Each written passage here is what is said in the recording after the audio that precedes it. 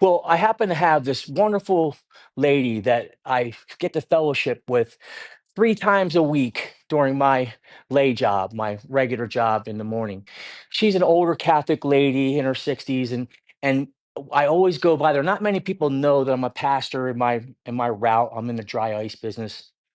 And so I basically go to hospitals and deliver these drives, especially on the North Shore, Evanston, Skokie.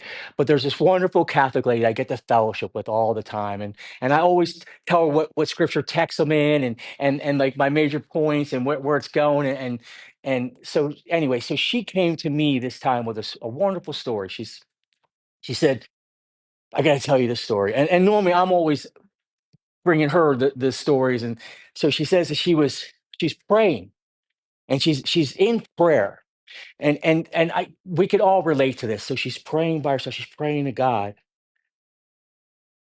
and above, but there happens to be a fly flying around while she's praying. And this wonderful, beautiful Catholic woman, she's thinking, I can't kill the fly right now. I'm in prayer, right? So just imagine the thought process. Here's this fly. She's like, okay, I'm gonna let it. I'm gonna give grace to the fly right now, and I'm gonna stay in prayer. And so she's thinking like, can you imagine contemplating like going, okay, I can't kill it because I'm in prayer. How could I actually kill something when I'm in prayer? But and I brought it back to her, and I thought about this story. She told me the story on Monday, but I came back on Wednesday. I'm like, I've been thinking about this story the last 2 days, and you know what that fly is? That's evil. That's the devil.